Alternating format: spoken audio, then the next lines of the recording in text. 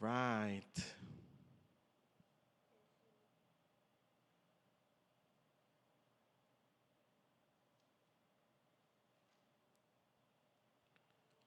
¿Ya todo lo tenemos?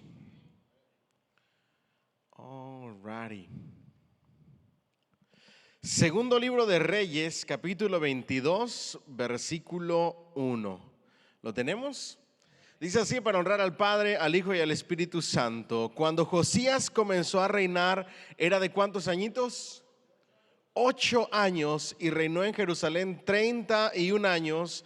El nombre de su madre fue Jedida, hija de Adaía de Boscat, e hizo lo recto ante los ojos de Jehová, y anduvo en todo el camino de David su padre, sin apartarse a derecha ni a izquierda. Que el Señor añada bendición a su palabra. Pueden sentarse y darle un fuerte aplauso al Señor, por favor. All right. Venimos alegres a aprender más de la palabra del Señor. Recuerden que en el panorama del Antiguo Testamento simplemente destacamos aquellos hechos históricos que son más fuertes de destacar, pero no podemos adentrarnos en absolutamente todos los detalles. Por ejemplo, en los reyes y la etapa de cada rey, en cada reino de cada rey el Señor levantaba ciertos profetas. Algunos profetas duraban más de un rey, pero eso y todo lo que sucedió en la época de esos reyes lo vamos a ver en profetas mayores, ¿verdad? Por eso no nos detenemos mucho, pero quiero comenzar con la caída del rey Saúl a manera de recapitular. Y se recuerdan cuál es la razón número uno, porque recuerden, y esto es fuertísimo y es importantísimo: el Señor, Jehová Dios de los ejércitos, eligió como rey ¿a quién? A Saúl. Diga conmigo: Dios lo eligió. Dios lo puso como rey. Porque en esos momentos, cuando lo eligió, Saúl no es la misma persona que como terminó. Ahora, ¿qué fue la razón número uno que habla la Biblia por la cual cayó el reino de Saúl? Desobediencia. Pero hay una palabra específica que menciona la Biblia una y otra vez que destaca la caída de Saúl: y no consultó a Jehová. Toda la caída y el inicio de la caída de Saúl se resume en esa palabra: y no consultó a Jehová. Pero, y esto le voy a dar un adelanto de un mensaje que tengo titulado 9 batallas, 9 victorias, los secretos de la victoria de un rey. Y le voy a dar el secreto número 1 nada más para que usted ya sepa qué va a tratar ese mensaje. Pero en esas 9 batallas que tuvo este rey, del que voy a hablar en esa predicación, las 9 batallas tuvieron 9 victorias. Cada batalla tenía una victoria. Y todos y cada uno de los relatos de las 9 batallas encierran un principio que nos va a ayudar a tener victorias en la vida. Y es que dice que ese rey consultó a Jehová. Sin importar la batalla, ni cómo era la batalla, ni con quién era la batalla, este rey lo primero que hacía era consultar a Jehová. Y luego le voy a enseñar otros principios bíblicos que encontramos en cada batalla. Pero traigo esto aquí para que usted sepa que la caída o el principio del fin para tu vida, tu llamado y tu propósito se resume a si consultas o no a Jehová. ¿Para qué se consulta a Jehová?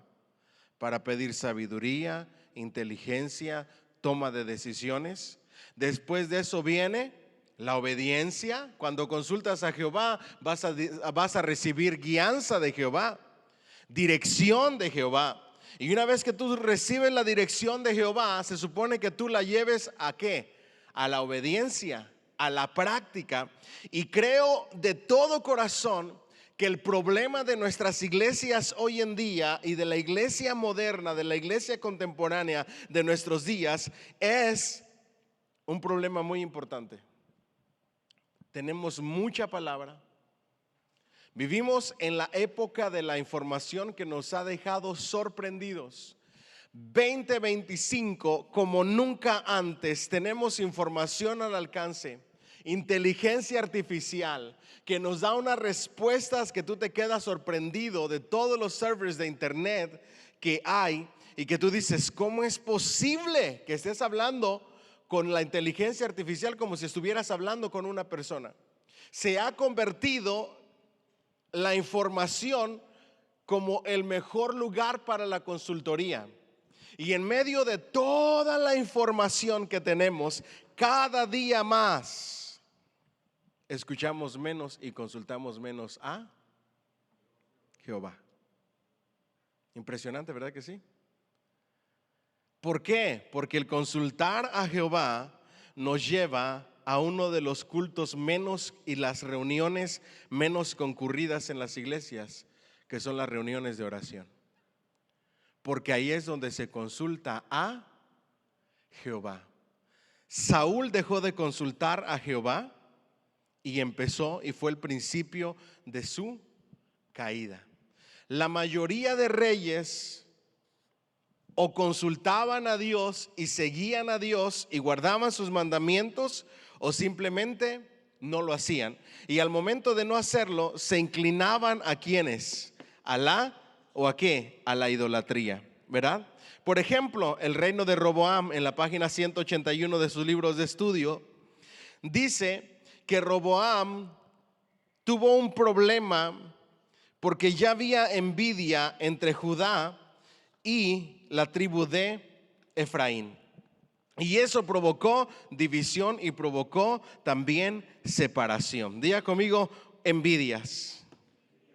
De ahí, después de no consultar a Jehová, vas a destacar muchísimos otros problemas. Mientras que en el reino del sur, Jeroboam sustituyó la idolatría por la verdadera religión, ahora en el reino del norte y el reino del sur hay una lucha entre seguir a Jehová o ir detrás de la idolatría. Roboam comenzó su reinado con una sincera y religiosa devoción. Cuando empezó bien, pero luego el pueblo se apartó y cometió apostasía. Diga conmigo, se apartó y volvieron a la idolatría. Abiam, por ejemplo, continuador de la idolatría, 3 años, y en 3 años siguió la idolatría. Asa inicia una reforma. Josafat consulta a Dios y es piadoso. Joram vuelve nuevamente a la idolatría. Ocosías promueve el baalaísmo, etcétera, etcétera. Y el pastor Miguel habló mucho acerca de uno de estos reyes con el que terminó, que solamente su reinado duró 2 años. Diga conmigo, 2 años solamente.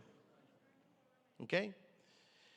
Y en ese pequeño corto tiempo fue suficiente para que la gente fuera a la peor perversión.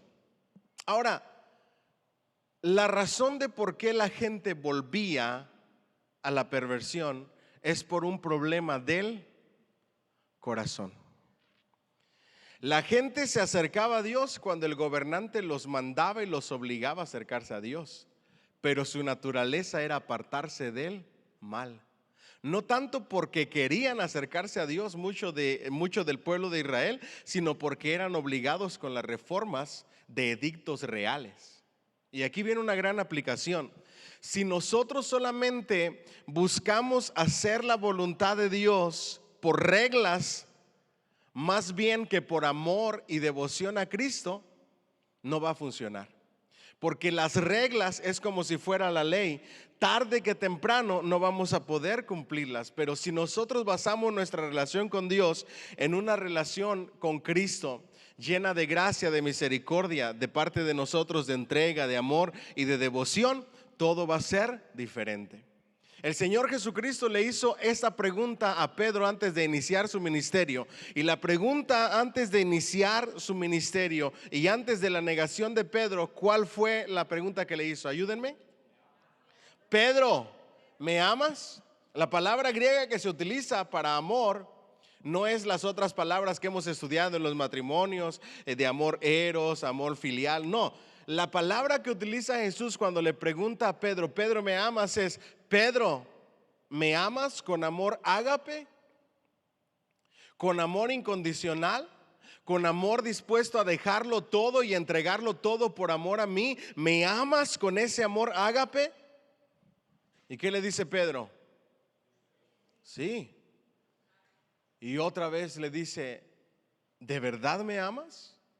Entonces apacienta mis ovejas. Dile al que está a tu lado, apacienta ovejas. Apacentar es cuidar, alimentar, guiar, etcétera. Página 213, y ahí vamos a arrancar el desvanecimiento de las esperanzas de los reyes davídicos. A mí me toca cubrir la caída de los últimos reyes y el cautiverio y las deportaciones hacia, o los exilios hacia Babilonia, y las profecías de ese entonces. 203. Entonces, cuando Asiria estaba aflojando su guerra sobre las esperanzas nacionales de Judá, dichas esperanzas surgieron una vez más durante las 3 décadas del reinado de Josías. Diga conmigo, Josías. La brusca terminación de su liderazgo marcó el comienzo del fin en el reino del sur. Antes de que hubiera pasado 25 años, esta esperanza empezaron a desvanecerse bajo el poder creciente del imperio de Babilonia en el 586 antes de Cristo. Las ruinas de Jerusalén fueron un recordatorio realista de la predicación de Isaías de que la dinastía davídica sucumbiría ante Babilonia. Diga conmigo, profecía de Isaías. Ya había sido dada esa profecía de que Babilonia iba a llevar en cautiverio a Israel, al pueblo de Dios. Jeremías lo vuelve a profetizar, pero ahora en la época del rey Josías. Pero en la época del rey Josías sucede algo súper interesante. Vayan conmigo ahí al siguiente párrafo. A la temprana edad de 8 años, Josías fue repentinamente coronado rey, sucediendo a su padre Amón. Diga conmigo, Amón. Tras un reinado de 31 años, fue muerto en la batalla de Megido. ¿Ok? 31 años reinó ¿quién? Josías. Diga conmigo, Josías.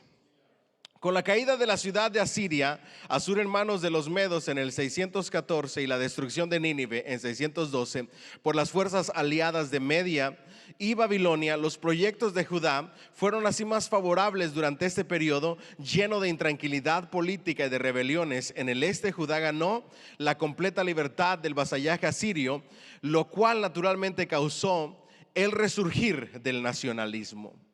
¿A los cuántos años comenzó a reinar Josías? 8 años.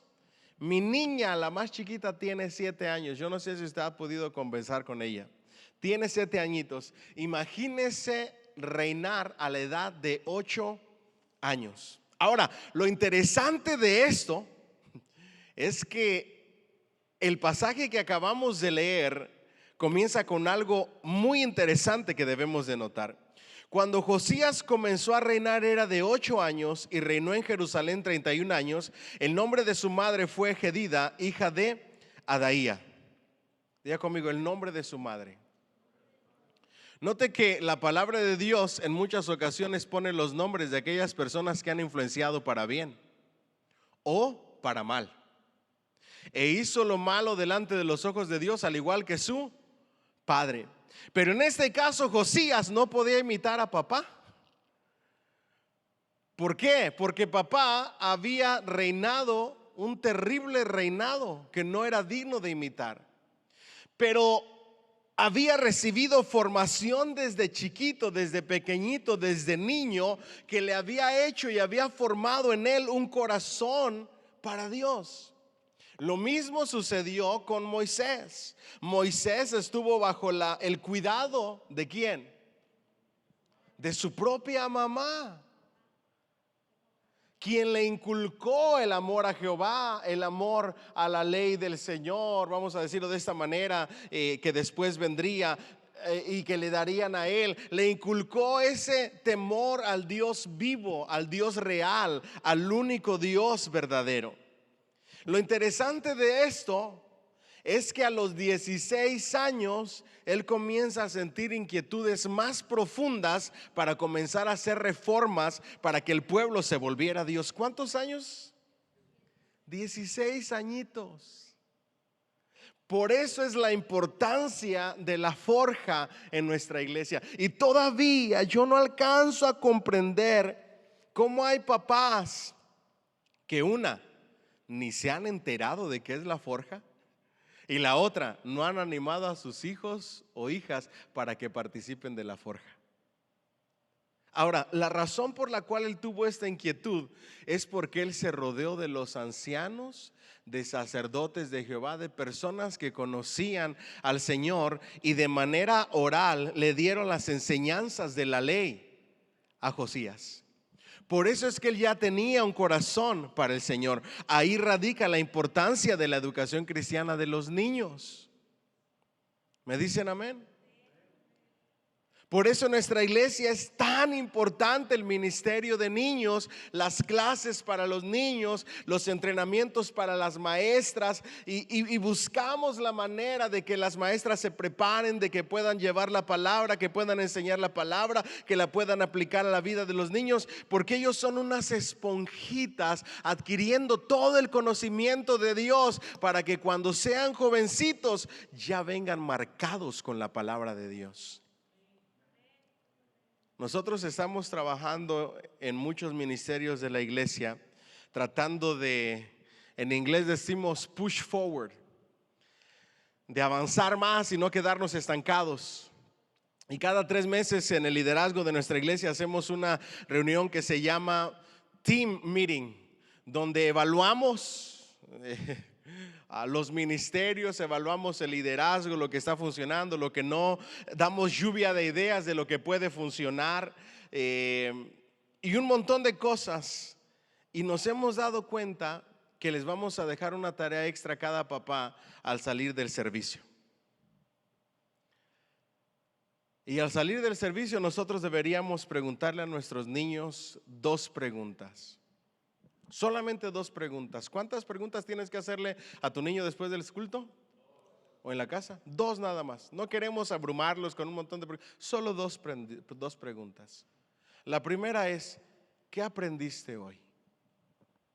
Dile que está a tu lado: ¿qué aprendiste hoy? Y la segunda: ¿te gustó? ¿Te divertiste?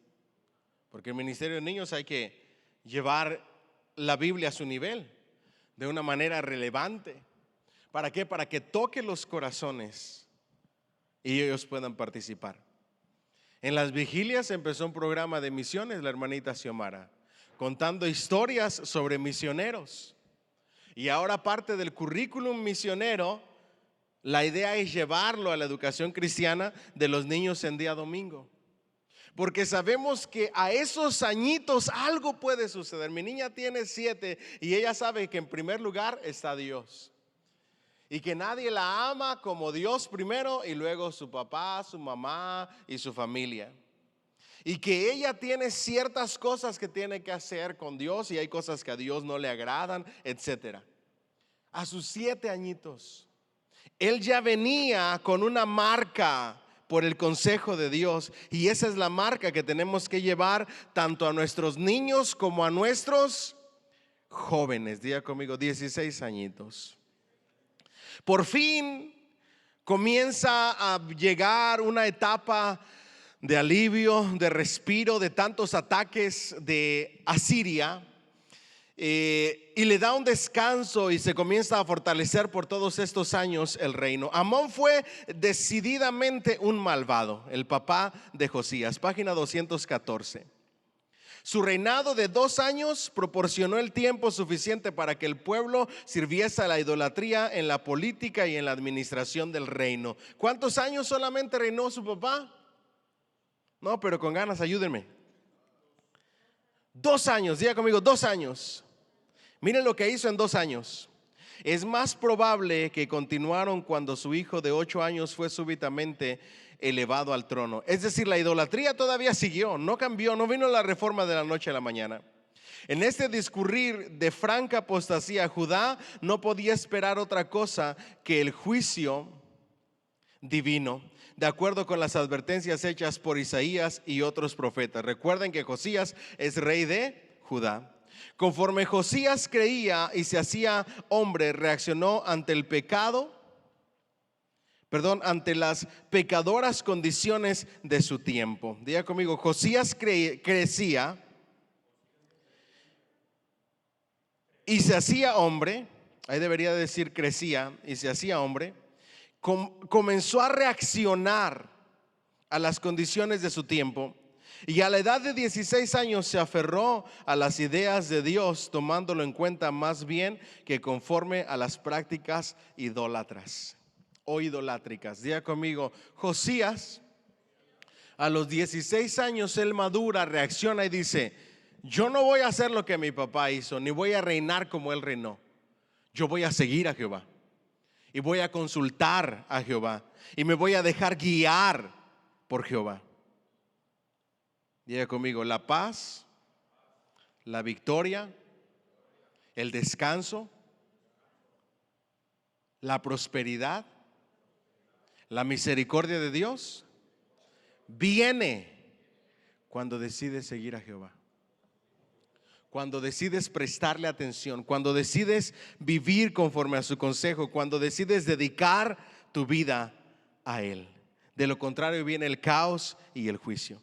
En 4 años su devoción a Dios cristalizó hasta el punto de que comenzó una reforma religiosa en el 628 antes de Cristo. En el año 18º de su reinado, ¿verdad? Mientras que el templo estaba siendo reparado, fue recobrado el libro de la ley. Impulsado por la lectura de este libro de la ley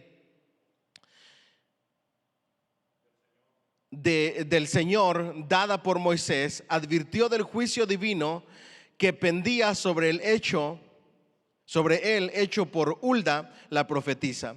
Josías y su pueblo observaron la Pascua en una forma sin precedentes en la historia de Judá. Aunque la Escritura guarda silencio respecto a las actividades específicas durante el reino de los 13 años de su reinado, Josías continuó su piadosa regencia con la seguridad de que la paz prevalecería durante el resto de su vida. Vayan conmigo por favor a segundo libro de Crónicas 34:28.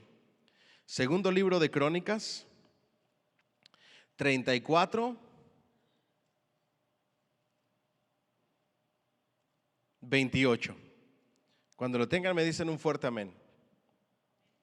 He aquí que yo te recogeré con tus padres y serás recogido en tu sepulcro en paz, y tus ojos no verán todo el mal que yo traigo sobre este lugar y sobre los moradores de él. Y ellos refirieron al rey la respuesta. Diga conmigo, una profecía dada a Josías. Mientras tú vivas, las profecías de la destrucción de Jerusalén, de Judá, de Israel, las deportaciones, todo eso, el exilio, el juicio de Dios no va a venir. Mientras tú vivas, vas a gozar de paz, vas a gozar de tranquilidad, vas a gozar de la bendición de Dios. Pero en cuanto tú mueras, va a venir el juicio. Diga conmigo, ay Dios mío bendito. ¿Cuántos creen que vale la pena saber qué hizo Josías para que el Señor le diera esa profecía y esa promesa? Vamos a ver qué hizo. ¿Están listos? Es impresionante este relato. La reforma comenzó en el 628 y alcanzó su clímax con la observancia de la Pascua. Empezó la reforma y 6 años después se conmemoró la primera Pascua. ¿Me siguen hasta aquí? Él empezó la reforma aún siendo joven solamente por el conocimiento que él ya tenía porque alguien se lo había enseñado. ¿Me siguen hasta aquí? 6 años después se celebra la Pascua. Se necesitaron drásticas medidas para suprimir la idolatría del país. ¿Vamos bien hasta aquí? Ahora, ¿cuáles fueron esas medidas? Tras una estimación de 12 años de las condiciones reinantes, Josías afirmó con valentía su real autoridad y abolió las prácticas paganas por todo Judá.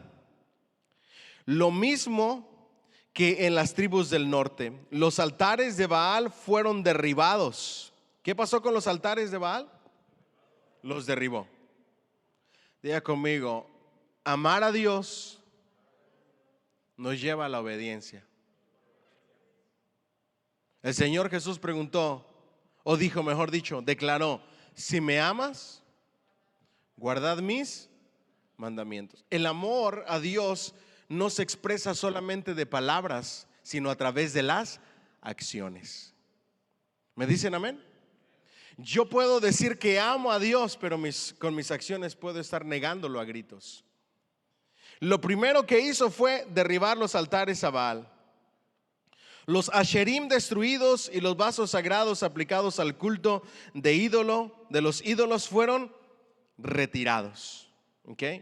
Completamente. Él dijo, no vamos a saber más de la idolatría. ¿Ok? No queremos saber absolutamente nada más. Ahora, ¿qué son los asherim? Puede referirse a árboles sagrados que se plantaban cerca de los altares en los lugares altos, pero también se usaba como parte del culto a Acera, por eso son los asherim. ¿Okay? Objetos sagrados pudieran ser árboles plantados dedicados a la diosa Acera, postes tallados o árboles tallados con la imagen de Acera que se utilizaban en su culto. Esos son los asherim. ¿Okay? ¿Vamos bien hasta ahí? A manera de ampliar qué era esto. Los destruyó completamente, todo lo relacionado a la idolatría. En el templo donde las mujeres tejían colgaduras para cera, se renovaron también los lugares del culto a la prostitución.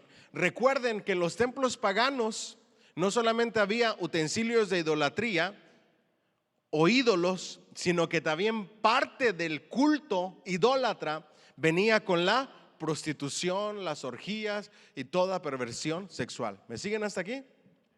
Él erradicó con todo eso, acabó con todo eso. ¿Ok? Los caballos que fueron dedicados al sol fueron quitados de la entrada del templo y los carros destruidos por el fuego, los quemó.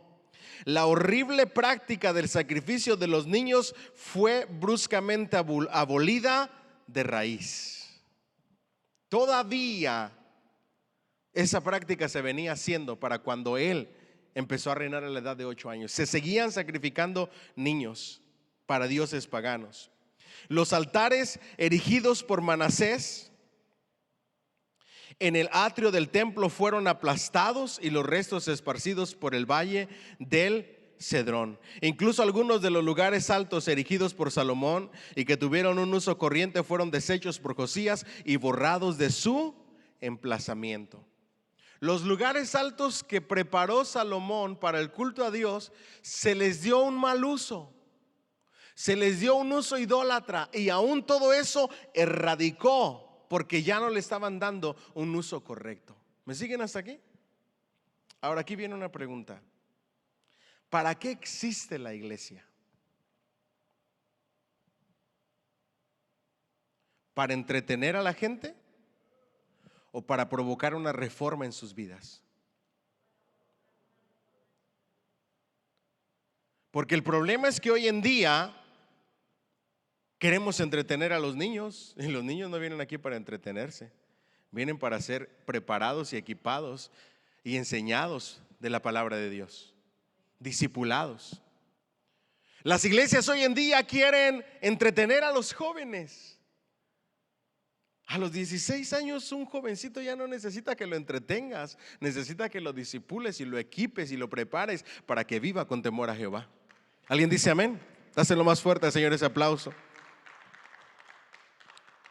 Necesitamos ver un cambio y una transformación en nuestras vidas. Ahora, no les estoy diciendo que necesitamos ver perfección, porque continuamente cometemos errores, fallamos, nos caemos, pero sí necesitamos que cada que algo, alguna basura, algo en contra de Dios entra a nuestras vidas, tarde que temprano lo saquemos de nuestras vidas con la ayuda del Señor. ¿Me dicen amén? Dile al que está a tu lado, sácalo de tu vida. Los sacerdotes dedicados al culto del ídolo fueron suprimidos de su oficio por real decreto. Todo era a través de edictos reales, puesto que había venido actuando por nombramiento de reyes anteriores. Al deponerlos, la quema de incienso a Baal, al sol, a la luna y a las estrellas cesó por completo. Toda esa idolatría cesó. Josías aprovechó el valor de todo aquello en beneficio de los ingresos del templo. En Betel, el altar que había sido erigido por Jeroboam primero también fue destruido por Josías. Por casi 30 años este había sido el lugar alto público para las prácticas idolátricas introducidas por el primer gobernante del reino del norte. Este altar fue pulverizado y la imagen de acera que probablemente había reemplazado el becerro de oro fue quemada. Acabó con los lugares altos. Los lugares altos son los lugares de culto, dedicados para rendir culto a los dioses paganos. Acabó absolutamente con todo. Y la pregunta para aplicar esto es: ¿qué está estorbando para tener una relación más íntima con Cristo en tu vida? Eso que te estorba, tienes que derribarlo. Porque todo aquello que te impide entregarte más a Él, lo tienes que derribar y tienes que destruirlo y tienes que quemarlo y tienes que sacarlo de tu vida. Porque ahí Dios va a bendecir tu camino y te va a prosperar. Alguien dice amén y le da una fuerte ofrenda de palmas al Rey de Gloria. Wow. Por todas las ciudades de Samaria en el reino del norte la reforma estuvo a la orden del día. Los lugares altos fueron suprimidos y los sacerdotes fueron arrestados por su idolátrico ministerio. ¿A quiénes arrestaban otros reyes? A los profetas. Y no se diga cuando lanzaban una profecía en contra de un rey. Hasta los mataban. El constructivo aspecto de esta reforma llegó a su cima en la reparación del templo de Jerusalén. Con las contribuciones de Judá y de las tribus del norte, los levitas fueron encargados de la supervisión del proyecto desde los tiempos de Joás. 2 siglos atrás, el templo había estado sujeto a largos periodos de descuido. Y aquí quiero aplicar algo. Diga conmigo: el templo, la casa de Dios, sujeta, diga conmigo, a largos periodos de descuido. Subraye ahí en su libro, por favor, periodos de descuido. ¿Qué es lo que más afecta las iglesias? Periodos de descuido al culto al Señor. ¿Me siguen hasta aquí? ¿Qué es lo que más afecta a tu vida? Diga conmigo: cuando te descuidas espiritualmente. ¿Me dicen amén? Ustedes quieren saber qué es lo que significa y qué es lo que es vivir en problemas, afligido, angustiado, frustrado, emproblemado, sin paz. No les animo a que lo hagan, pero si alguien quisiera descubrirlo, que de ahí donde Dios nos sacó y parece que se nos olvida, descuida tu relación con Dios y vas a ver cómo los problemas empiezan a llegar. Si tienes problemas estando con Cristo, prepárate para que los matrimonios terminen en fracaso, los hijos terminen en su educación en fracaso, los negocios terminen en fracaso, tu vida termine en fracaso. Porque si tú descuidas tu relación espiritual con Cristo, todo lo demás va mal. ¿Cuántos quieren ser prosperados? Asegúrate que tu alma prospere. ¿Y cómo prospera tu alma? Procurando no descuidar tu vida espiritual. Ahora ustedes me preguntarán, pastor, eso de descuidar la vida espiritual está buenísimo, pero ¿cuáles son esos síntomas del descuido espiritual en mi vida? Bueno, dejas de orar. Dígame, ay Señor. Antes era un deleite la oración en tu primer amor, ahora te parece aburrida, te da sueño, te duerme, se te parece lo peor dentro del culto y tú dices, orar, pero orar ya más, ¿ya para qué? ¿Me siguen hasta aquí? Tú has descuidado tu vida espiritual cuando pasa toda la semana y no tienes comunión en oración con Dios. Tú te das cuenta que tu vida espiritual la has descuidado cuando no escudriñas su palabra. Cuando pasa un día tras otro y tú no aprendiste algo nuevo de su palabra. Porque hoy ya no hay excusas. A mí me da mucha risa que yo cuando trabajo para matar el rato, yo no escucho música casi. Yo me la paso escuchando prédicas, clases, comentarios, podcast. Acabo de descubrir un podcast para pastores, pero buenísimo en inglés. ¿Y saben qué es lo mejor de este podcast? Que en la página web con el episodio te dejan las notas y el bosquejo de lo que hablaron. Ya no tienes que hacer notas. Y los puedes hacer download y ponerlos en tu teléfono. Antes tenía que parar y anotar algo. Escucho un mensaje y lo paro y hago una anotación para poderlo traer de mis mensajes. Pero cuando tú has descuidado tu relación con Dios, ¿a ti no te interesa escuchar la palabra? ¿No te interesa leer la palabra? ¿No te interesa aprender más de la palabra? Tú te conformas con simplemente vivir. Y les voy a decir algo. ¿Me permiten hablarles? Decimos en México, derecho. ¿Me lo permiten? La música no te va a nutrir de palabra. Lo que trae es un versículo, una pequeña liniecita.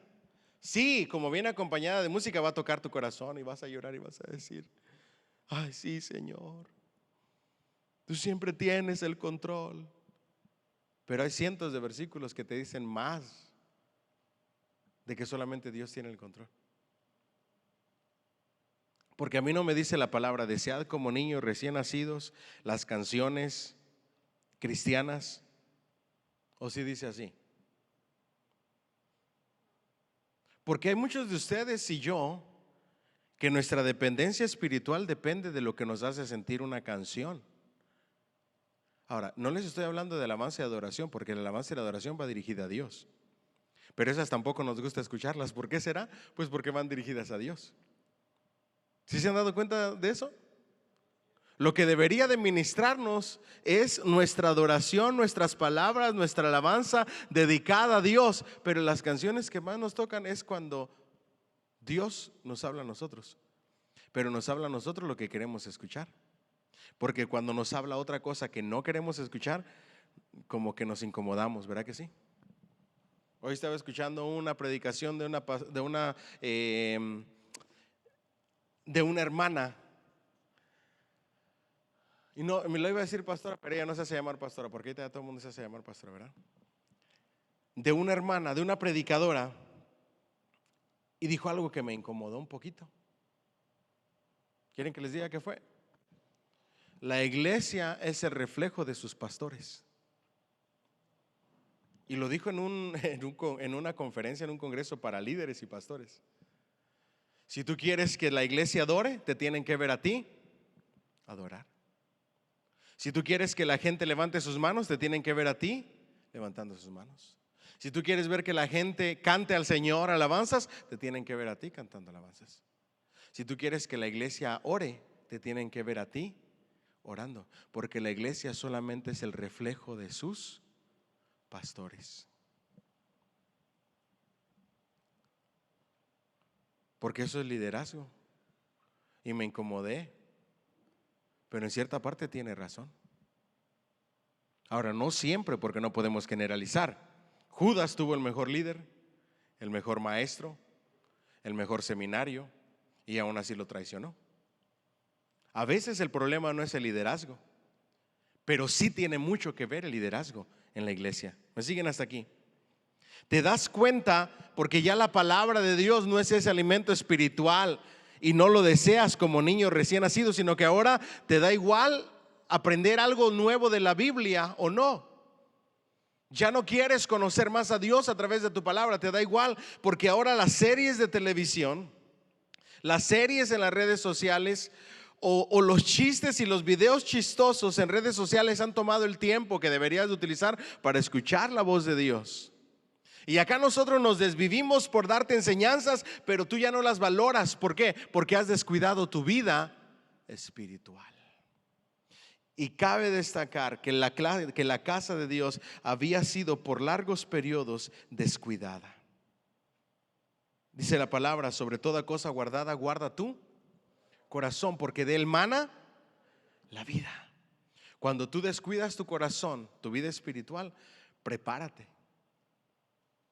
¿Me siguen hasta aquí?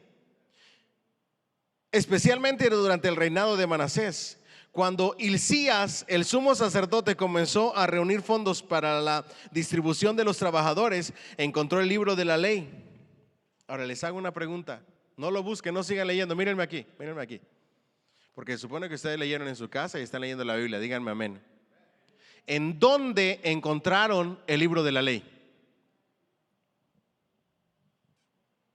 Esto yo lo acabo de recordar hoy, porque yo ya tuve esta clase en el seminario con este mismo libro. Y nos hicieron leerlo todo. Pero ahora que lo recuerdo, digo, parece que pasé seminario en ciego, no sé qué me pasó. Porque yo no me recordaba en dónde habían encontrado la ley. Y es muy probable que la hubieran encontrado en la piedra angular del templo.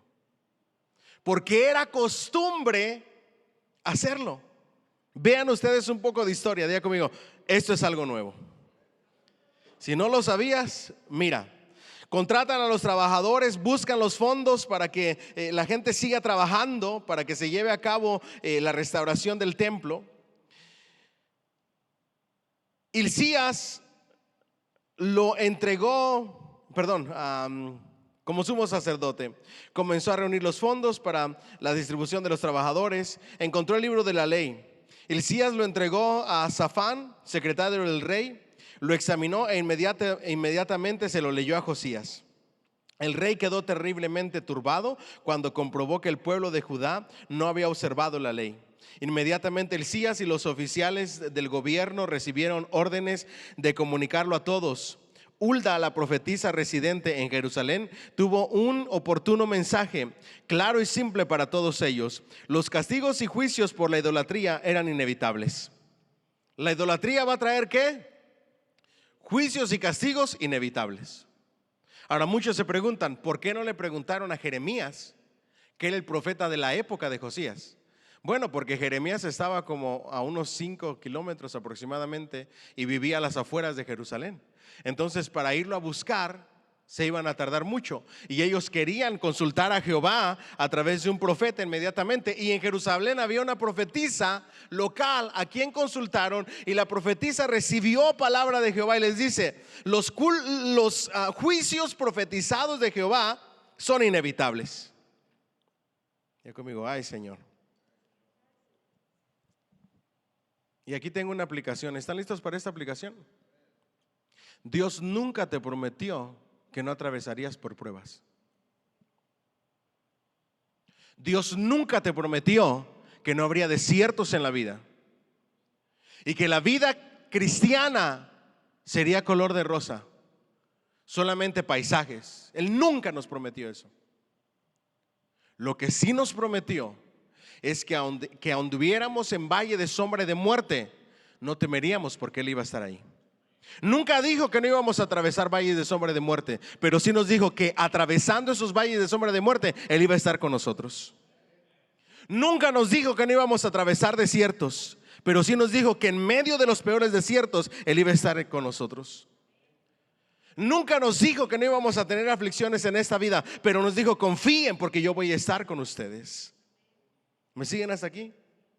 Jerusalén no escaparía de la ira de Dios. Josías, sin embargo, quedaría absuelto de la angustia de la destrucción de Jerusalén, puesto que ¿se acuerdan que les dije qué hizo Josías para que el Señor le diera su favor y no llegara a la destrucción profetizada en los días de su reinado? ¿Están listos para saber qué hizo? Y más vale que lo hagamos nosotros. ¿Me dicen amén? Respondió con arrepentimiento al libro de la ley. ¿Qué hizo, perdón? Ahora con más ganas, como si hubiera cenado.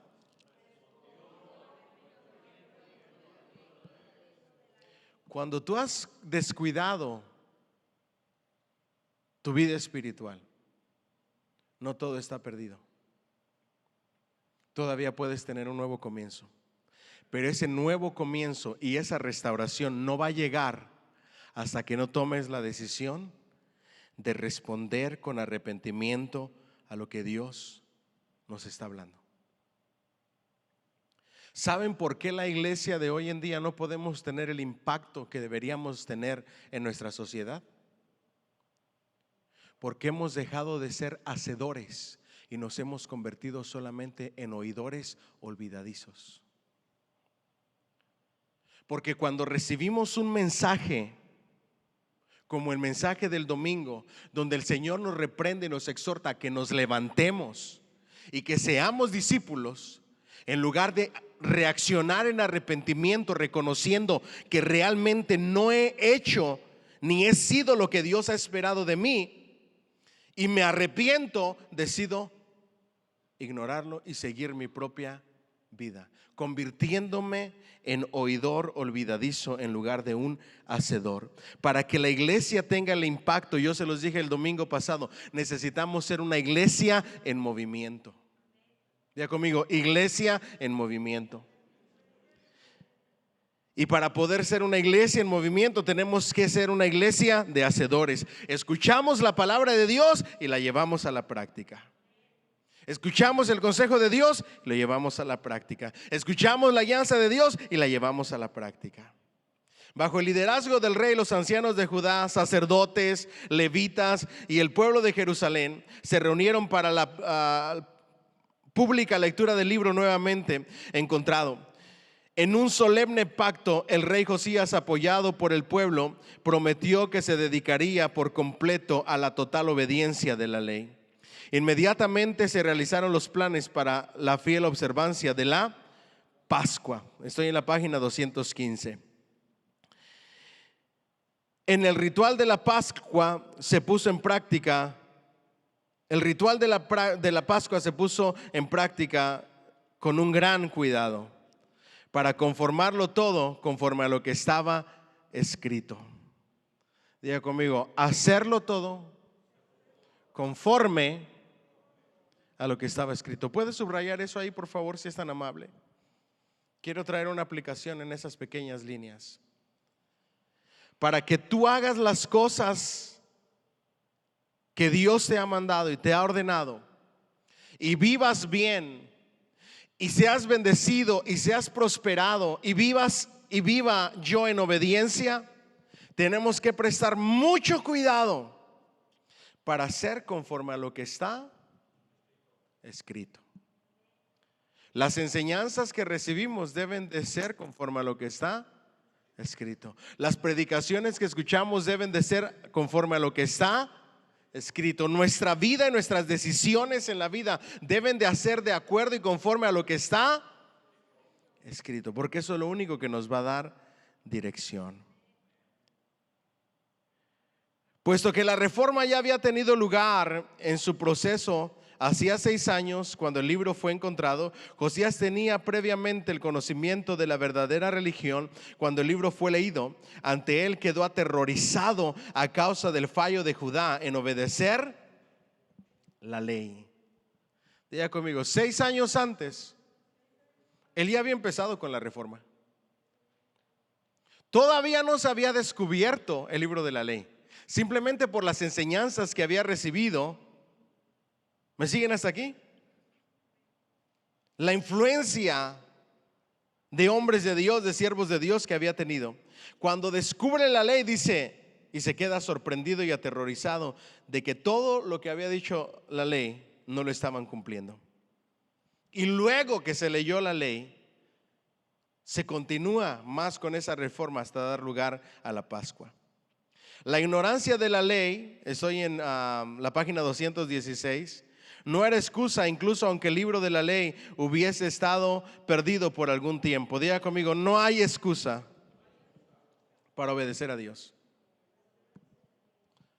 ¿Ustedes creen que cuando estemos en la presencia de Dios va a valer la excusa de decirle al Señor, ay Señor, yo no sabía, era ignorante? Miren, déjenme, se los dejo bien claro. La ignorancia no es excusa delante de Dios para no cumplir con lo que Él nos ha dicho, porque Él ha hablado de muchas y de diversas maneras. Y hoy todos tenemos una Biblia en nuestras manos y tenemos palabra de Dios y enseñanza cristiana a un clic. Solamente hay que buscarla. Diga bien fuerte, no hay excusa. La ignorancia, no hay excusa. En mi país hay un dicho que dice, tanto peca el que agarra la pata como el que mata la vaca. Tanto peca el que ¿qué? El que mata la vaca como el que agarra la pata. Tanto peca como el que mata la vaca como el que estira la pata o le agarra la pata. Por ahí va el dicho. Pero déjenme les digo el significado de este dicho. No hay excusa delante de Dios el decir yo no sabía, yo era ignorante, lo hice en ignorancia. No hay excusa. Una gran idolatría habría prevalecido por medio siglo, 500 años, diga conmigo, 500 años antes de Josías, antes de que Josías comenzara a gobernar. De hecho, Manasés y Amón habían perseguido a aquellos que abogaban por la conformidad con la verdadera religión. Puesto que Manasés había derramado sangre inocente, era razonable cargarle con la destrucción de todas las copias de la ley en circulación en Judá. En ausencia de las copias escritas, Josías muy verosimilmente se asoció con los ancianos y los sacerdotes. Subraya ahí por favor en la página 216. Se asoció con los ancianos y sacerdotes. Si hoy desapareciera la palabra de Dios y nos quitaran todas las Biblias, tanto digitales como impresas, ¿qué haríamos para seguir conociendo la palabra de Dios? Buscar a los que ya la conocieron, a los que ya la leyeron, a esos ancianos, a esos maestros, aquellos que aunque se las quitan de las manos, jamás se las van a poder quitar de aquí y de aquí. Y a través de esas enseñanzas es que podemos preservar, así nos desaparecieran la Biblia. Por eso es tan importante la mentoría de la forja con nuestros muchachos. No les voy a ahondar mucho en los temas porque queremos crear un factor sorpresa en los jóvenes, pero los temas están buenísimos. Temas que no solamente son buenos para los jóvenes, sino también para los adultos. Es más, los temas están tan buenos en el material de la forja para los muchachos que voy a hacer una recapitulación después de la semana que tengamos reunión, ya que los jóvenes la hayan tomado, para que toda la iglesia sepa de lo que están hablando y qué se les está enseñando a sus jóvenes. Y también lo podamos aprender nosotros. De hecho, hay personas que dicen, pastor, yo no estoy mentoreando, pero yo quiero tener el material para discipular a alguien cuando me sea posible. Y también se los vamos a estar mandando. ¿Me siguen hasta aquí? Acercarse a personas que ya tienen la experiencia y el conocimiento. De eso se trata la forja. Hoy tuve reunión administrativa con la asociación. Vuelvo a repetirles, si ustedes no saben, nosotros pertenecemos a la Gwinnett Metro Baptist Network. Y Dios ha tenido gracia y misericordia conmigo, que el pastor, que era el líder anterior de la asociación, me animó y me pidió que yo fuera del comité administrativo de la asociación. Cuando entró el nuevo líder, yo pensé que me iban a sacar y recibo un email para esta semana. Y luego le digo, mira, recibí el email, no sé si ya hicieron update, tengo que estar o ya cambiaron de de equipo administrativo. No, te vamos a recibir, vente, sigue siendo parte. ¿Qué hacemos ahí? Vemos el budget, los gastos, entradas, cómo se está manejando el funding de la asociación, las nuevas iglesias, las iglesias que están saliendo, las iglesias que están muriendo de la asociación, puras cosas administrativas en esa reunión. Y aproveché, porque yo sé que con tantos grupos de jóvenes y tantos mentores, este lugar no va a haber suficiente espacio. Y yo no sé dónde lo vayan a hacer. Mis planes con mi grupo y mis ayudas, que son mentores también, a veces lo vamos a hacer en un restaurante, a veces en la casa de alguien, a veces en el parque, a veces en otro lugar. Y aproveché en esa reunión para decirles del programa de mentoría, y que si había alguna iglesia que tuviera un bonito youth room, un salón para jóvenes, pues que nos dejara usarlo de vez en cuando. Me preguntaron, ¿quieres uno grande o uno pequeño? Les digo, no, somos como 12 o 13. Y me ofrecieron las oficinas de la asociación, que allá los voy a llevar a comer pizza a los muchachos en la conference table. Y me ofrecieron en la iglesia bautista de Loganville, el pastor de ahí. Y allá voy a llevar a mis muchachos para no usar y que alguien más lo pueda usar, o los salones de aquí. ¿A qué voy con esto? Es importante que nuestros jóvenes aprendan de aquellos que ya tienen más experiencia y más conocimiento, que se asocien con mentores. Les digo algo honestamente, a mí me hubiera encantado tener mentoría como la que estamos haciendo. Me hubiera evitado un montón de cosas y hubiera aprendido cosas más a más temprana edad. Pero no tuve esa dicha. Démosle gracias a Dios y aprovechemos el programa de mentoría, que estoy seguro va a ser de gran bendición. Eso fue lo que marcó la vida de este rey llamado Josías. ¿Cuánto era una ofrenda de palmas al rey? Diga conmigo, Dios es bueno. De esto provino la firme convicción durante los primeros 12 años de su reinado, de que era necesaria una reforma a escala nacional. Cuando el libro de la ley fue leído ante él, comprobó vividamente que los castigos y juicios eran debidos al pueblo idólatra. Conociendo demasiado bien las prácticas malvadas comunes a sus padres, todavía estaba sorprendido de que la destrucción pudiese llegar en su día. ¿Había sido perdido realmente el libro de la ley? Es esa pregunta. Es muy probable que durante el reinado de Manasés hubiera quienes hubiesen tenido el suficiente interés en guardar algunas copias del mismo. Puesto que las copias estaban escritas a mano, había relativamente muy pocas en circulación. Después de que las voces de Isaías y otras habían sido silenciadas, el número de personas justas decreció rápidamente bajo la persecución. Subrayen ahí, diga conmigo, el número de personas justas, ¿qué pasó con ellos? Decreció por causa de ¿qué? De la persecución. Lo mismo sucede en la iglesia. Las personas que dejan de asistir a la iglesia, en su mayoría, sin generalizar, dejan de servir a Dios, se apartan de Dios y se vuelven a su vieja manera de vivir. Son personas que no han soportado los ataques y la persecución del enemigo. Y eso los hace apartarse, cuando deberían de aferrarse más al Señor. Si Joás, el heredero real, pudo estar escondido de la malvada Atalía durante 6 años, es razonable llegar a la conclusión de que el libro de la ley pudo haber sido escondido del odioso y malvado Manasés por medio siglo. ¿Cuántos años se escondió el libro de la ley? Medio siglo, 500 años. Otra posibilidad concerniente a la preservación de este libro de la ley, estoy en la página 217, es la sugerencia aportada por la arqueología, ya que informes valiosos y documentos se han escondido siempre en las piedras angulares de los edificios. Tanto en tiempos antiguos como en los modernos, este libro de la ley pudo muy bien haber quedado preservado en la piedra angular del templo.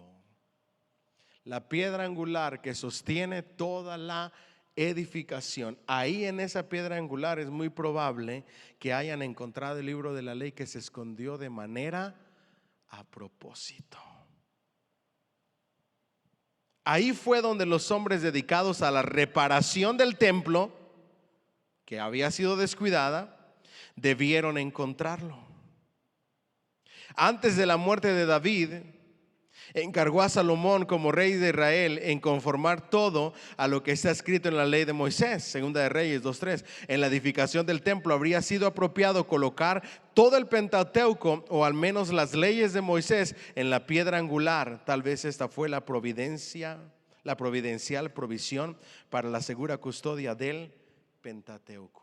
Como se hacía costumbre, y más siendo el edificio de un templo dedicado a Dios, es muy probable que ahí se haya escondido una copia de la ley, y de ahí fue que la encontraron. Nosotros solamente leemos y encontraron la ley y hasta ahí.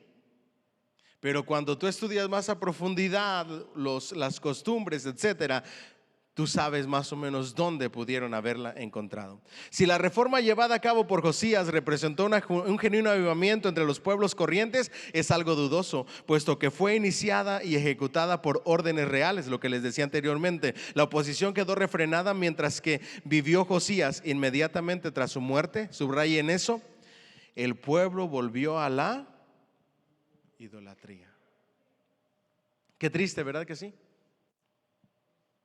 Simplemente se volvió porque el rey dio órdenes y firmó edictos. En cuanto murió el rey, volvieron y regresaron a la idolatría. ¿Por qué? Porque el problema está en el corazón. Usted sabe que hay matrimonios donde hay el hombre o la mujer que se mantienen buscando al Señor solamente porque uno de los dos es el que procura buscar del Señor.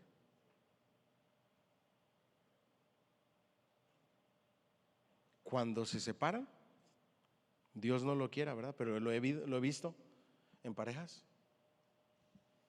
El que siempre tuvo un problema de corazón de no servir al Señor, se va. Claro, luego vienen las excusas. Es que pasó esto, me hicieron daño, me hirieron, me lastimaron, no sabía, pero todo eso son excusas. ¿Me siguen hasta aquí? Y no son excusas válidas. I'm sorry que le diga que está bien y que quiera que le apapachemos diciendo, ay, es que se apartó del Señor porque la lastimaron, lo lastimaron, le hablaron mal. Usted nunca aprendió la Biblia. Porque si usted hubiera aprendido de la Biblia, usted sabe que a quien sirve es a Cristo y su mirada debe de estar puesta en Jesús, el autor y consumador de su fe. Usted bien pudo dárselo más fuerte al Señor. Esa clase de personas bien pudieron irse de esa iglesia y buscar otra y seguir sirviendo al Señor. Pero qué casualidad que inmediatamente encontraron la excusa perfecta para decir, es que ahí no me valoraron. Al lugar a donde se fueron, ¿a dónde fue? Ahí te das cuenta que no es un problema más que del corazón. Porque si no hubiera habido un problema del corazón, se hubieran ido a perseverar en otro lugar y no se hubieran apartado del Señor. Pero ¿por qué se apartaron inmediatamente del Señor como el pueblo de Dios? Porque ahí permanecía el problema de la idolatría, como en el caso de Israel. En el momento en que se murió el rey, vámonos de regreso. Diga conmigo, ay Señor. Jeremías fue llamado al ministerio profético en el 13º año de Josías. Puesto que Josías ya había comenzado su reforma, es razonable concluir que el profeta y el rey trabajasen en estrecha colaboración. Cuando circularon por Jerusalén las noticias de la caída de Asur y la destrucción de Nínive, Josías indudablemente volvió su atención a los asuntos internacionales. En un estado de falta de preparación militar, cometió un error militar, un error político. En el 609 los asirios estaban luchando una batalla perdida con su gobierno en exilio en Harán. Necao, rey de Egipto, hizo marchar a sus ejércitos a través de Palestina para ayudar a los asirios, ya que Josías tenía poco interés por los asirios. Llevó a sus ejércitos hasta Megiddo en un esfuerzo para detener ¿a quiénes? a los egipcios. Josías fue mortalmente herido cuando sus ejércitos quedaron dispersos. Las esperanzas nacionales y religiosas de Judá se desvanecieron cuando el rey de 39 años fue enterrado en la ciudad de David. ¿A los cuántos años empezó a reinar? ¿Y a los cuántos años murió?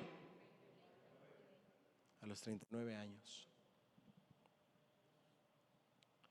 Tras 18 años de íntima asociación con Josías, el gran profeta queda recordado por el párrafo cuando dice: y Jeremías endechó en memoria de Josías. Fue el profeta contemporáneo de Josías y le dolió tanto en el corazón porque era alguien quien buscaba al Señor. Después de ahí, la vida del profeta Jeremías fue una vida terrible de persecuciones.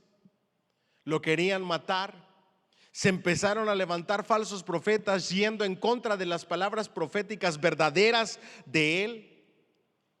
Un caos. ¿Me siguen hasta aquí? Vamos adelante para avanzar. ¿Están listos? Del otro capítulo no voy a abarcar mucho, ya que simplemente habla de reyes, reinados del imperio babilónico. Solamente vamos a hablar acerca de uno, que es Nabucodonosor, y vamos a cerrar por ahí. Judá, entronizó a Joacás en Jerusalén, pero este solamente gobernó 3 meses. Joacás fue depuesto como rey de Judá y llevado prisionero a Egipto vía Ribla. Ahí Joacás, también conocido por Salum, murió como había predicho el profeta Jeremías. Profecías cumplidas. Joacim, otro hijo de Josías, comenzó a reinar por elección de Necao. No solamente el faraón egipcio cambió su nombre de Eliakim a Joacim, sino que también exigió un fuerte tributo de Judá, y por 11 años continuó siendo el rey de Judá, pero bajo el dominio de Necao, hasta que los babilonios desalojaron a los egipcios de Sarquejim. Joacim permaneció sujeto a Necao, bajo el reinado de Egipto. Cuando Babilonia derrota a Egipto, entonces ahora pasan a ser gobernados por Babilonia. Jeremías se enfrentó con una severa oposición mientras que reinó Joacim. Hallándose en el atrio del templo, Jeremías predijo el cautiverio de Babilonia para los habitantes de Jerusalén. Cuando el pueblo oyó que el templo iba a ser destruido, apeló a los líderes políticos para matar a Jeremías. No obstante, algunos de los ancianos salieron a su defensa. Urías, un profeta contemporáneo, fue martirizado por Joacim por predicar el mismo mensaje. Aquí no queremos mensajes negativos. Es como esos predicadores de la prosperidad que dicen: no, yo le llamo smiley face a este predicador. I'm sorry si soy demasiado burlón con él. No, mira, nosotros queremos hablar un mensaje de paz, de esperanza y de salvación. Predicar acerca del infierno y del pecado es llevarle más cargas a la gente. La gente no quiere escuchar de eso. ¿Sí saben a quién me refiero, verdad? Smiley face. A veces hay que predicar juicio. A veces hay que advertir infierno. Pero la gente lo quiere silenciar y no quieren escuchar eso. Y decidían matar a los profetas que venían con un mensaje negativo. Diga conmigo: toda la escritura es inspirada por Dios. ¿Alguien dice amén? All right. Durante el 4º año, el reinado de Joacim, el rollo de Jeremías fue leído ante el rey. Mientras Joacim escuchaba el mensaje de juicio, rompió el rollo en pedazos y lo lanzó ¿a dónde? Al fuego. En contraste con Josías, que se arrepintió. Página 219. Anunció que estando bajo órdenes divinas escondería su cinto nuevo de lino en una hendidura del río Éufrates. Cuando quedó podrido la lección por la acción del agua y ya no servía para nada, lo mostró al pueblo diciéndole que de la misma forma Jehová aniquilaría el orgullo de Judá. ¿Qué es el causante del juicio de Dios en muchas ocasiones? Diga conmigo: el orgullo. El por orgullo ignorar al Señor. En otras ocasiones Jeremías condujo a los sacerdotes y ancianos al valle del hijo de Hinnom, donde se ofrecían sacrificios humanos, destrozando una vasija sacrificial ante la multitud. Jeremías valientemente advirtió que Jerusalén sería roto en fragmentos por el propio Dios. Dios tendría que exponer a Judá a la cautividad con objeto de moldear la vasija deseada. Diga conmigo: juicios, castigos, disciplinas para moldearnos. Porque Dios, a quien ama, disciplina y castiga a todo aquel que toma por hijo. Pero su disciplina tiene un buen fin: moldearnos para hacer en nosotros lo que Él desea hacer. ¿Cuánto le dan una ofrenda de palmas al Rey, por favor? La forma en que Joacim encontró la muerte no está registrada ni en el libro de los Reyes ni en las Crónicas. El haber quemado los trozos del rollo de Jeremías precipitó el juicio divino contra Joacim, y su cuerpo quedó expuesto al calor del sol durante el día y a la escarcha durante la noche, indicando que no tendría un enterramiento real. En otra ocasión, Jeremías predijo que Joacim tendría el enterramiento de un asno y que su cuerpo sería arrojado más allá de las puertas de Jerusalén. Ya que no hay un relato histórico de las circunstancias de la muerte de Joacim, ni siquiera se menciona su entierro. La conclusión es que este rey soberbio y desafiante de la ley de Dios fue muerto en la batalla en tiempos de guerra, resultando imposible el proporcionarle un entierro honorable como a un rey. Diga conmigo: la palabra de Dios se cumple. Joacim, también conocido como Conías y Jeconías, permaneció solo por 3 meses como rey de Jerusalén. Los ejércitos de Babilonia rodearon la ciudad, dándose cuenta de que sería inútil toda resistencia. Joacim se rindió ¿a quién? A Nabucodonosor.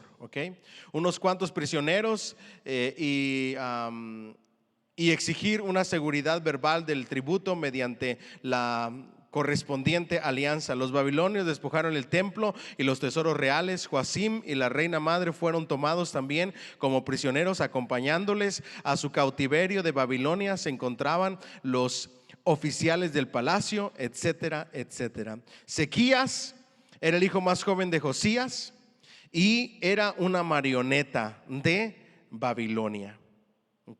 Jeremías continuó con su labor profética y les dijo: Jerusalén va a ser llevada en cautiverio y va a permanecer en cautiverio por 70 años. Recibe oposición, recibe persecución. Página 221. Un día, mientras se dirigía a Anatot, Jeremías fue arrestado, apelando al hecho prisionero con los cargos de que era partidario de Babilonia, que en realidad no era así. Luego lo sueltan. En el año 586 los babilonios entraron en la ciudad de Jerusalén a través de una brecha abierta en sus murallas. Sedequías intentó escapar, pero fue capturado. Tras la ejecución de sus hijos, Sedequías, el último rey de Judá, fue cegado y atado con cadenas para llevarlo a Babilonia. El gran templo salomónico, que había sido el orgullo y la gloria de Israel por casi 4 siglos, fue reducido a cenizas, y la ciudad de Jerusalén quedó hecha en un montón de ruinas. Las palabras proféticas de Jeremías se cumplieron. Las palabras de los falsos profetas no se cumplieron. Jeremías advertía y decía: no vayan, no entren a esta guerra, es mejor que se sometan. Y como no hicieron caso, porque había otros que decían que sí, entraban a esa contienda, y fue reducido a cenizas absolutamente todo. Luego Jeremías sigue su ministerio y les manda cartas a los exiliados y les dice: más vale que no tengan la esperanza de volver pronto, porque son 70 años. Y había otros profetas que decían: no, prepárense, hagan revueltas, hagan lo que sea, van a regresar más pronto. Jeremías les dice: no vayan en contra, no peleen, no hagan revueltas, etcétera. Al final de cuentas, siempre la palabra de Dios se cumple. Les voy a mencionar esto a manera de dato curioso y gracioso a la misma vez. Ustedes saben que Dios hace ilustraciones cuando va a dar una enseñanza profética en muchas ocasiones. Por ejemplo, lo del cinto que se pudrió, lo de la vasija de barro quebrantada en ese lugar de sacrificios. Jeremías cargaba un yugo de madera y los falsos profetas y los que estaban en contra de él agarraron ese yugo y lo rompieron, yendo en contra de la palabra profética de parte de Dios. ¿Y saben qué hizo Jeremías después de que le rompieron su yugo de madera con el cual anunciaba el mensaje profético? Se hizo otro, pero ahora de hierro, para que no se lo rompieran. Impresionante. Y eso trae una gran aplicación. No importa lo que nos quieran quitar, no importa lo que quieran hacer con nosotros como cristianos, no importan las burlas, no importan absolutamente nada. Siempre debemos de buscar hacernos más fuertes para seguir predicando la palabra del Señor. ¿Alguien dice amén? Dale más fuerte ese aplauso al Señor. Nabucodonosor viene, acaba con todo. En diciembre del 598, Nabucodonosor una vez más marchó con su ejército hacia el oeste. Ya es un repaso, la página 228 de lo que ya vimos en el capítulo anterior. Luego viene Persia, ustedes conocen. Viene primero el imperio babilónico. Los medos persas acaban con el imperio babilónico, ¿verdad? Ustedes conocen la historia. Cuando lleguemos a profetas mayores van a ver más acerca de eso. Luego vemos Artajerjes, y ahí vemos Esdras y Nehemías que marchan de regreso del cautiverio para la reconstrucción de Jerusalén. Luego vemos el imperio griego yendo en contra de, a través de Alejandro Magno en la página 240. Las condiciones del exilio. Y quiero cerrar con algo que sí vale la pena,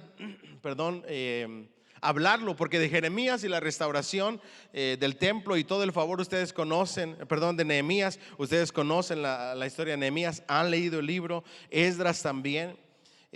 Otros reinados, otros reinos, otros reyes que judíos tuvieron favor, en ellos ustedes conocen la historia también.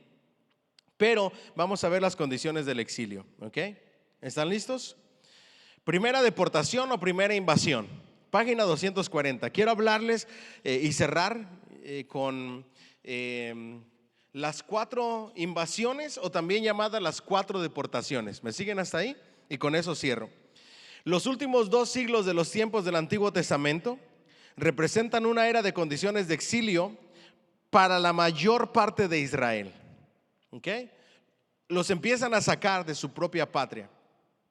¿Ok?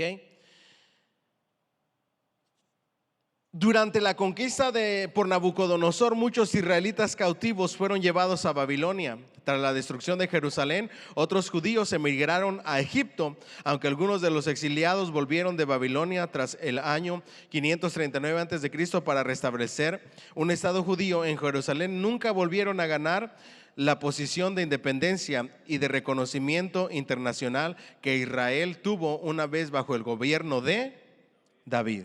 ¿Ok? Ahora recuerden que para cuando Nabucodonosor invade la primera vez Israel y acaba sometiendo bajo su gobierno a Egipto y a todo lo que gobernaba Egipto, todavía no era rey. Después a él lo elevan al trono y ahora después lo conocemos como el rey Nabucodonosor. ¿Ok? La segunda invasión de Babilonia fue para Judá. ¿Okay? Esta vez fue crucial para el reino del sur. Al retener el tributo de Babilonia, Joacim invocó a un estado de calamidad, puesto que Nabucodonosor estaba ocupado en otros lugares. Incitó a los estados circundantes a atacar a Jerusalén. Aparentemente Joacim fue muerto durante uno de estos ataques, dejando el trono de David, el joven de 18 años, hijo suyo Joaquín.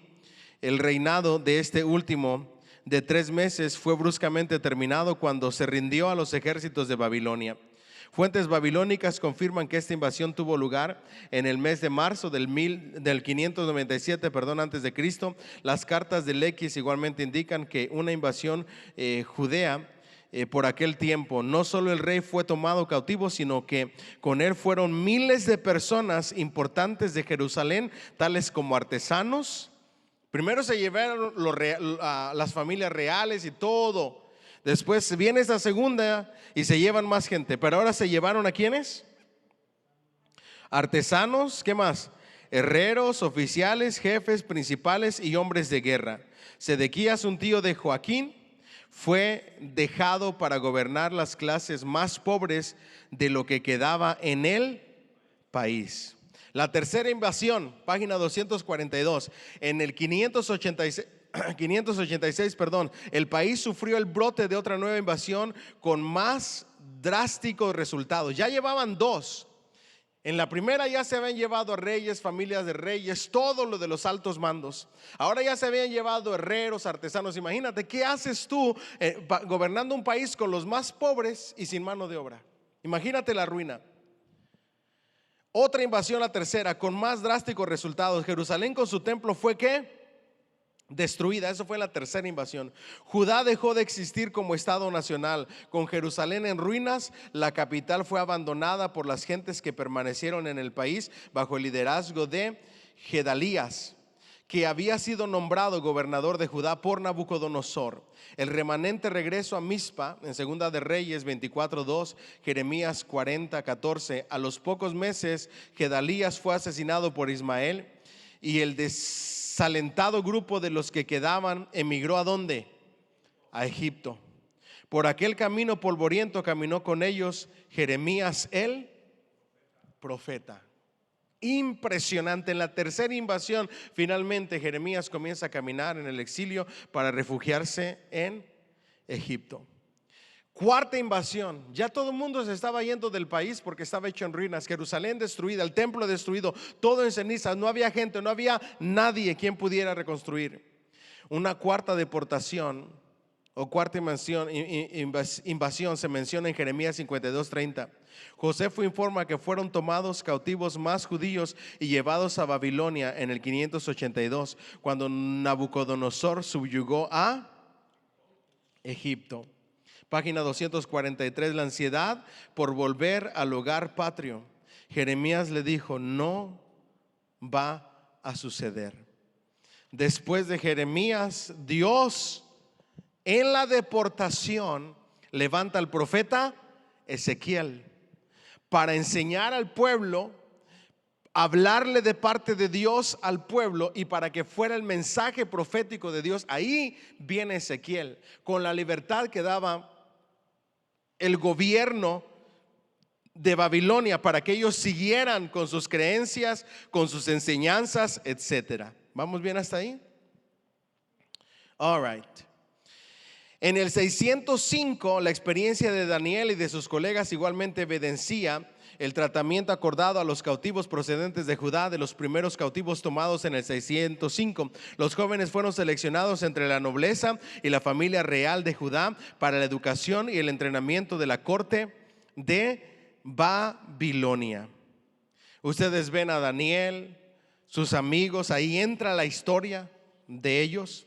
La suerte de Esther, eso ya estamos en los persas, ¿verdad? En el imperio persa, con Jerjes I, está la historia de Esther.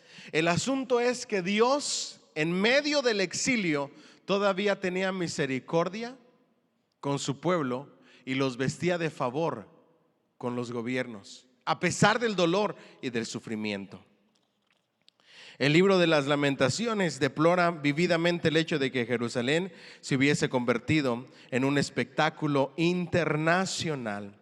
Los sufrimientos, tal sufrimiento fue más pesado que los cautivos. Y quiero cerrar con esto, el último párrafo de la página 246. ¿Están listos? De Ezequiel el profeta lo vamos a estudiar después, por eso no vamos a ahondar mucho, pero quiero concluir la clase con esto, que es muy importante. Comenzando el capítulo 40, el profeta elabora un mensaje alentador que ya había declarado en capítulos anteriores. Dios era omnipotente. Todas las naciones se hallaban bajo su control. Dios utilizaba a las naciones y a sus reyes para llevar el juicio sobre Israel, y de igual manera podría utilizarlos para restaurar la suerte del pueblo. Dios usa reyes tanto para juicio como para llenarlos de favor. Y ese es el Dios que tenemos. Dáselo más fuerte ese aplauso al Señor, porque al final de cuentas Él es el gobernador por excelencia.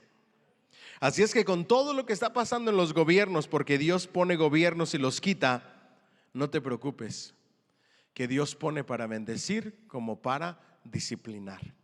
Ojalá que nosotros estemos de parte del favor de Dios, usando los gobiernos y no de la disciplina. Todas las naciones se hallaban bajo su control. Dios utilizaba, ya lo vimos, su pueblo. La aparición de Ciro como rey de Persia tuvo que haber hecho surgir las esperanzas de los exiliados que ejercitaron su fe en el predictivo mensaje de los profetas. Ya viene Ezequiel corroborando lo que dice Isaías, lo que dice Jeremías, y les dice: hay esperanza. El castigo y el periodo del castigo son ¿cuántos años? 70 años. Una vez cumplidos esos 70 años, vamos de regreso.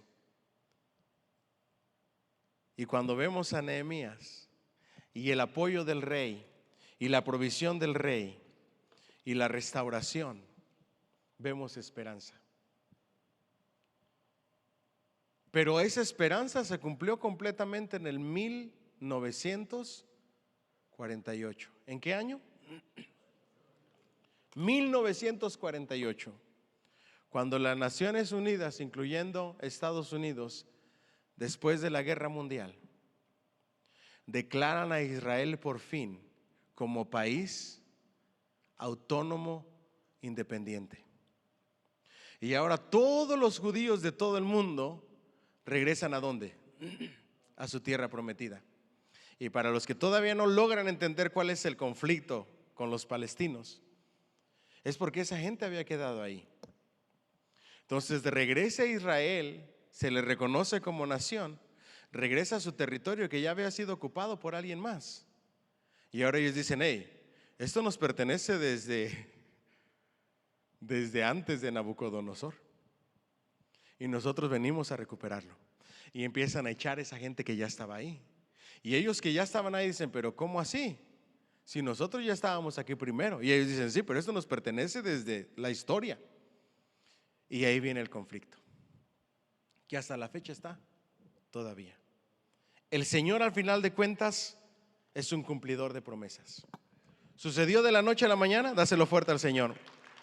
¿Sucedió de la noche a la mañana? No, pero cumplió su promesa. Pacientemente esperé en Jehová y Él me respondió.